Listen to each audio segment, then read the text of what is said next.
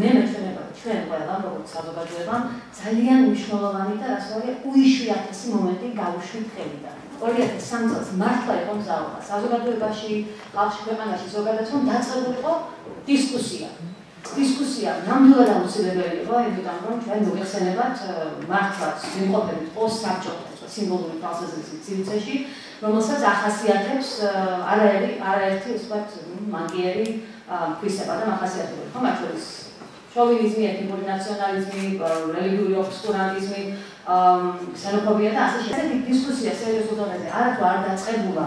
ძალიან მალე მიიღო ძალიან გროტესკული სახე, ძალიან ჰიპერბოლიზირებული სახე და დღეს უკვე გვაქვს ისეთი ეპითეტები, როგორც არის ლიბერალები, რომელიც უდიდესობენ გრუზინებს და ასე შემდეგ. უმთავრესი მიზეზი ჩემი აზრით ეს არის ხელისუფლების ბრალი.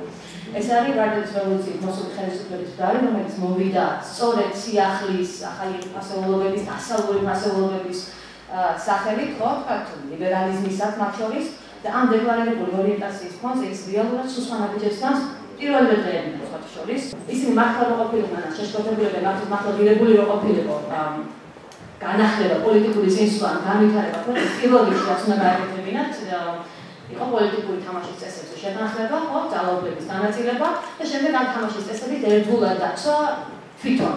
ეკლესია მნიშვნელოვნად ანტილიბერალურ პოზიციებზე დგას, ქსენოფობიურზე, შოვინისტურზე ხშირად და თავის რიტორიკაში ის ეყრდნობა ნაციონალიზმს. აი დაუკვირდით, რომ ნებისმიერი ქადაგება აიღოს ევროპის პატრიარქის ჩათვლით, რამდენს ნახავთ ქრისტიანულ ფილოსოფიაზე ნააბარაკებს და რამდენს ნახავთ საქართველოს როგორ დაწინდა და როგორ უნდა დაუბრუნდეთ რაღაც თამამების რენესანსში და ამ ნაციონალიზმი და რელიგია ჩვენთან გამოყოფილია, ამას თავის მიზეზები აქვს, ესეც ამ საბჭოთა პერიოდიდან მოდის. თანამედროვე აკადემიურ დისკურსში თერცოფლიოში ტერმინი ლიბერალიზმი იმ პროცესების შესახებ რაც დღეს ხდება აღარ იხმარება რა. დღეს ვინც იძახის რომ მათი პოლიტიკა, მათი ეკონომიკა არის ლიბერალური ეკონომიკა, სინამდვილეში უწყობს ნეოლიბერალურ ეკონომიკას.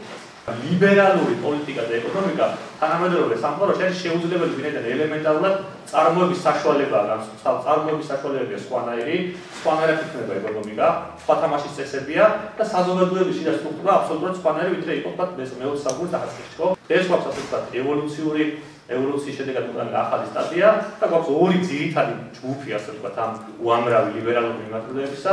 ერთი არის ევროპული სოციალ-დემოკრატიული, ეს არ არის მარქსისტული ასე ვთქვათ ფილოსოფიის პირშო, ეს არის ლიბერალური ფილოსოფიის პირშო რა თქმა უნდა დაბალანსებული და ნეოლიბერალური დისკურსი. ჩვენ დღევანდელი ქართული ვითარება შეგვიძლია ჩვენ აღვიქვათ როგორც არა რაღაცა გამონაკლისი ფილოსოფიაში, არამედ სოფლიოში ბოლო 20 წლის განმავლობაში არსებული ტენდენციების ყველაზე რადიკალური და უკიდურესი გამოგინება რა, ალბათ ესეთი გამოგინება. ერთადერთი წამყვანი გაგება სახელმწიფოს მიმართების საზოგადოებასთან ჩაითვალა აბსოლუტურად მინიმალური სახელმწიფოს იდეა. დღეს ასე ვთქვათ, პრივატიზაცია ესეთი სფეროებისა ადამიანებს ყოველ თავიანთ პრობლემების წინაშე მარკოს, ანუ მე თუ არ უწევს განათლების სისტემა, მე თუ ასე ვთქვათ, რომელიმე სასწავლებელში მე ვერ მოთხოვ სახელმწიფოს ამ ყველაფრის გამოსვლას ვიარებ კერძოა ყველა უნივერსიტეტი, სიყვარულზედი და შესაბამისად მე ვერ გავერთიებ სხვა ჩემსავით განაცხადებული მოქალაქეებთან და სახელმწიფოს მოთხოვო შეგავართიან განათლება, ხო? ანუ პრივატიზაცია ესეთ სექტორებისა მოქალაქეობის აქტიობის მოტივაციას კიდევ უფრო დაბალანსებს. ჩემი აზრით, ხოლმე პიონერების ცვლილება, ხოლმე ასე ვთქვათ, თავობის ბრალი, ის ყველაფერი რაც ჩვენ ასე ვთქვათ, საუბრობთ უხვად არ არის და ზოგადად განვითარების ტენდენცია რომელსაც ვაკრავთ ჩვენ არის შეცვლილი არ გადასააზრებელი, რაც ხელისუფლებაში ხდება სხვათა შორის ბოლო წლების განმავლობაში. მე ვფიქრობ, რომ როგორც ხელისუფლებამ დაკარგა აბსოლუტურად რაღაცა ტიპის სოციალური პასუხისმგებლობა. ხელისუფლებისთვის ეს ლიბერალიზმი გახდა აბსოლუტურად ცარიელი ფუჭი რიტორიკა. ეს ისევე ჩაიკეტა საკუთარ თავში ლიბერალური საზოგადოება, როგორც ვთქვათ, შეიძლება ეს გააკეთა ხელისუფლებამ ან ეკლესიამ. საზოგადოება ბნელია, ეკლესია ბნელია, ეკლესია გვეკაჩება უკან, რაღაცნაირად რაღაცა გვეკაჩება წინ და ესეთი ძალიან ზოგადი კლიშეები, რომელიც მე ვფიქრობ, რომ მხოლოდ ხელს უწყობს აი სწორედ აი ამ იდეის დისკრედიტაციას და ამ იდეის რაღაცნაირად მარგინალიზებას. მე ვფიქრობ, რომ არაადეკვატურობა, როდესაც შენ არ ლაპარაკობ არაფერზე, არ გაწუხებს არაფერი, არ გამოთქვავ არ უთანარგზნობ, ასე ვთქვათ, ჩვენს თანამოქალაქეებს, ან თუნდაც სამოქალაქო როგორ გითხრათ, რეფლექსიების დონეზე, ხო? ხო, შეიძლება ერთადერთი თემა, რომელიც მე მაწუხებს როგორც სამოქალაქო საზოგადოების, არ ვიცი, მე წარმომადგენელს სიტყვაზე მაგალითად იყოს იდენტობის პრობლემები და მუდმივად იყოს იდენტობის პრობლემები. რა თქმა უნდა შეიძლება იყოს, კი არა და უნდა იყოს იდენტობის პრობლემები და ეს პრობლემებია და უნდა კონდეს, მაგრამ როდესაც შენ არანაირი რეაქცია არ აქვს, ისეთ როგორ გითხრათ, რა ვიცი მე, არაფერზე დანარჩენზე.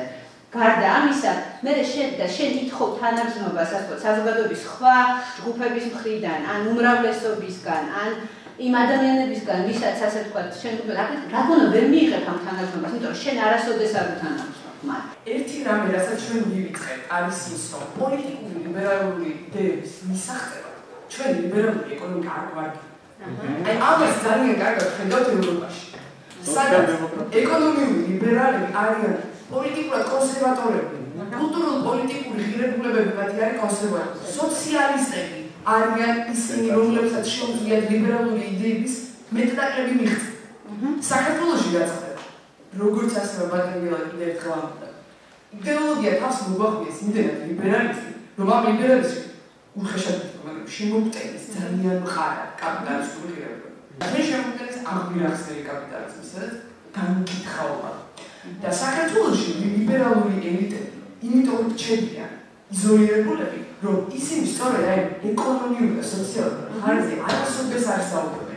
მე მგონია, რომ ჩვენ სახელმწიფოსგან ეკონომიურ, სოციალურ პოლიტიკაში ბევრად უფრო ნაკლებს ვითხოვთ, ამასთანავე ბევრად უფრო ნაკლებ ალტერნატივას ვთავაზობთ და არ ვფიქრობ, გამოსავალი რა იქნება, თქვათ, ეკონომიური პოლიტიკა რა მოწონს, რა გინდა ამის საფასურად და ბევრად უფრო მეც ვლაპარაკობ პოლიტიკურ უფლებებზე, რომელსაც მე მგონია, რომ ერთს ჩვენ მივაღწევთ თუ აი მეორე მხარეზეც არ დავიწყებთ ამით.